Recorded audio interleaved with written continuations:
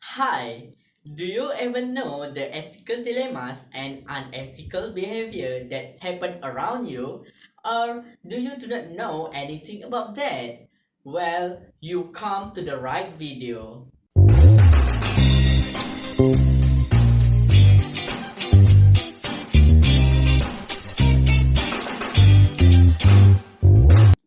Do you know what is ethical dilemmas and unethical behavior? Or do you have ever take a deep understanding about this matter?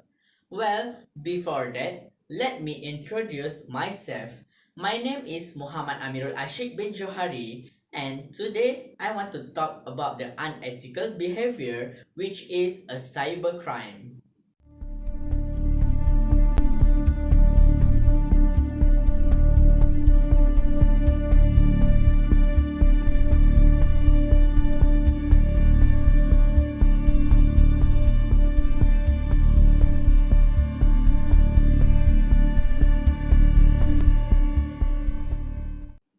Let's take a look and a deep understanding about what is cybercrime.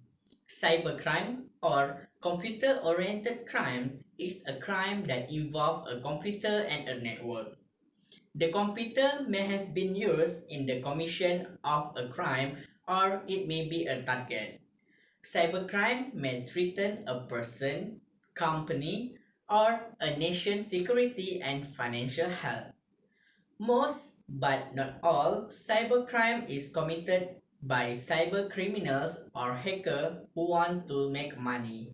Cybercrime is carried out by individuals or organizations. Some cybercriminals are organized, use advanced technique, and are highly technically skilled, and other than that are a novice hacker.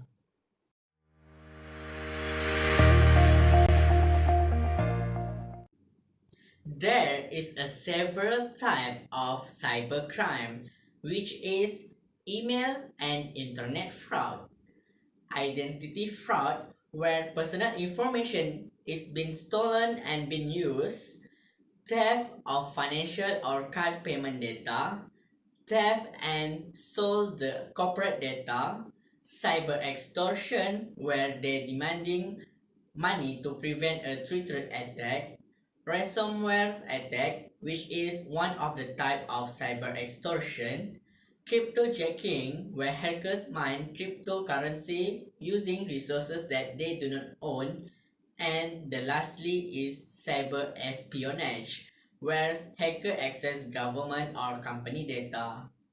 All of these type of cybercrime are falls under two main categories, which is criminal activities that target computer to commit other crimes or criminal activities that use the computers to commit other crimes.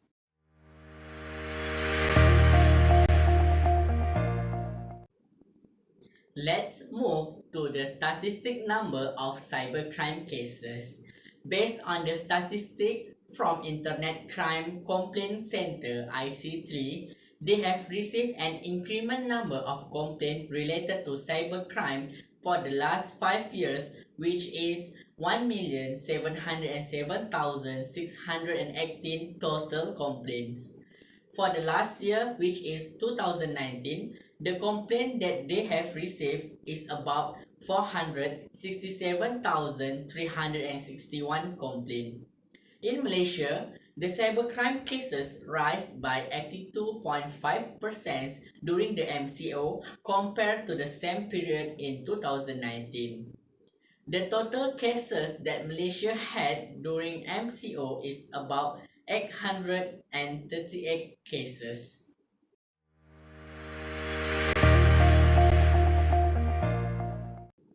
Today, I want to talk about one issue that I have discovered related to cybercrime, which is Microsoft take a legal action against COVID-19 related cybercrime.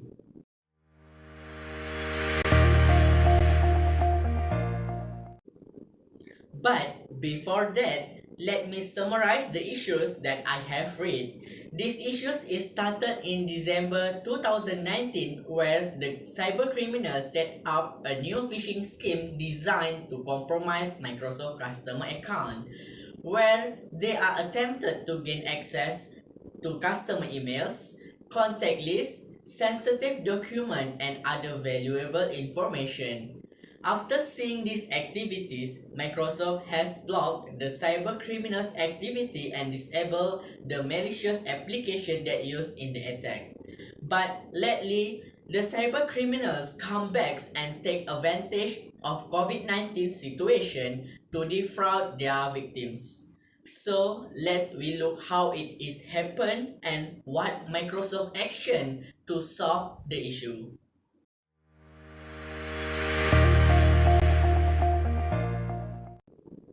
Lately, the U.S. District Court of the Eastern District of Virginia unsealed documents detailing Microsoft's work to disrupt cybercriminals that were taking advantage of the COVID-19 pandemic in an attempt to defraud customers in 62 countries around the world.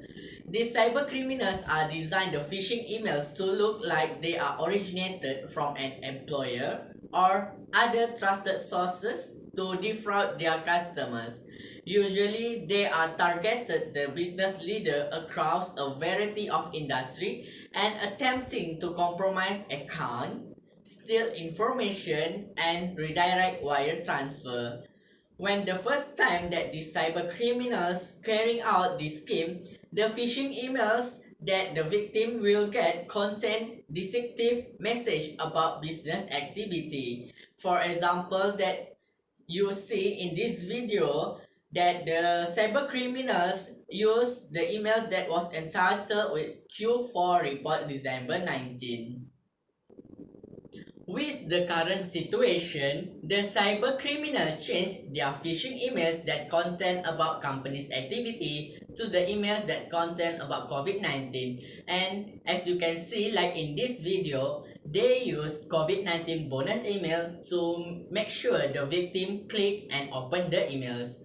Once victim click on the deceptive link, they were ultimately prompted to grant access permission to a malicious web application to the cybercriminals.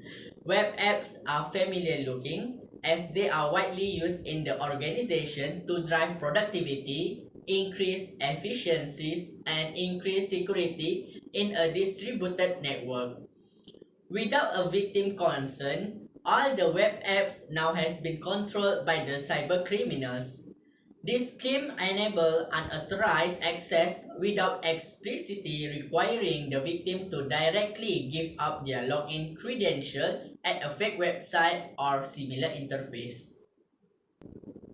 After clicking through the consent prompt for the malicious web app just like the pictures in this video, the victim unwittingly granted criminal permission to access and control the victim Office 365 account content, including emails, contacts, notes, and materials stored in the victim's OneDrive for Business cloud storage space and corporate SharePoint document management and storage system. That is how the cybercriminals do to hack the victim's Microsoft account. So we move on to the how the Microsoft take an action to overcome these issues.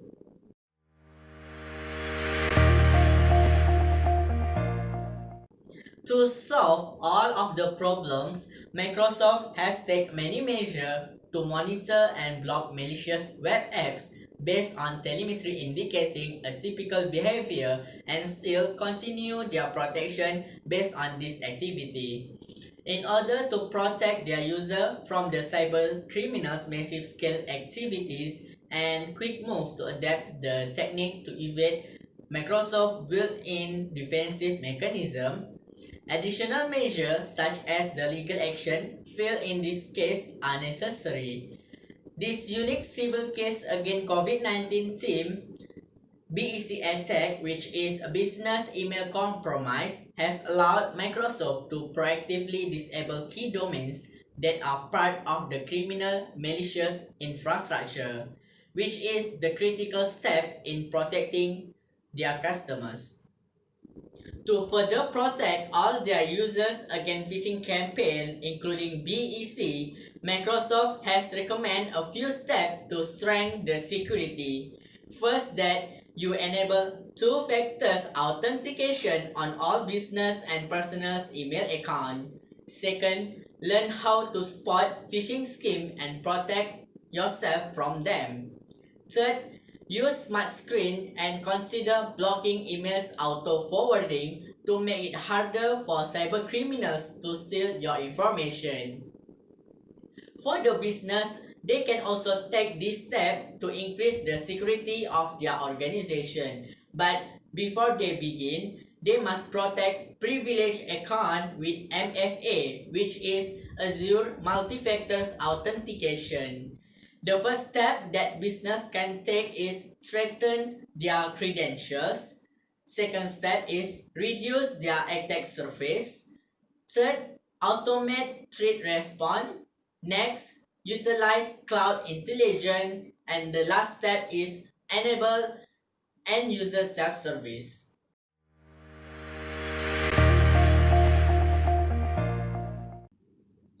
Other than the recommendation step from Microsoft, there are a few ways that can protect our laptop and data based on my opinion, which is keeping your software and operating system up to date to ensure that you benefit from the latest security patches to protect your computer. The second way is using antivirus or a comprehensive internet security solution is a smart way to protect your system from attack. Antivirus software allow you to scan, detect, and remove threats before they become a problem.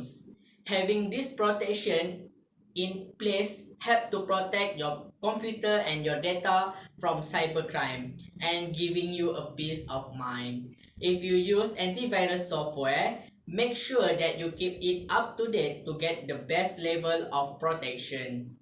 The third way is be sure to use a strong password that people will not guess and do not record them anywhere. Or use a reputable password manager to generate strong password randomly to make this easier. The fourth way is a classic way that computer get infected by malware attack and other form of cybercrime is via email attachment in spam emails. Never open an attachment from a sender that you do not know. The next way is never give out personal data over the phone or via emails unless you are completely sure the line or email is secure. The sixth way is if you get asked for data from a company who has called you, please hang up. Call them back using the numbers on their official website to ensure you are speaking to them and not a cyber criminal. Ideally, use a different phone numbers because cyber criminals can hold the line open. When you think you are redialed, they can pretend to be from the bank or other organization that you think you are speaking to. The next way is keep an eye on the URLs you are clicking on. Do they look safe? Avoid clicking on links with unfamiliar or spammy looking URLs. If your internet security product includes functionality to secure online transaction, ensure it is enabled before carrying out financial transaction online. The last tip should help you avoid falling foul of cybercrime. However, if all else fails and you're spotting that you have become a victim of cybercrime, quickly keep an eye on your bank statement and query any unfamiliar transaction with the bank. The bank can investigate whether they are fraudulent. Now, do you understand the threat of cybercrime? Protect yourself from it. Don't forget to like, share, and comment to this video to make sure we can spread this awareness to other people. That's all. Thank you.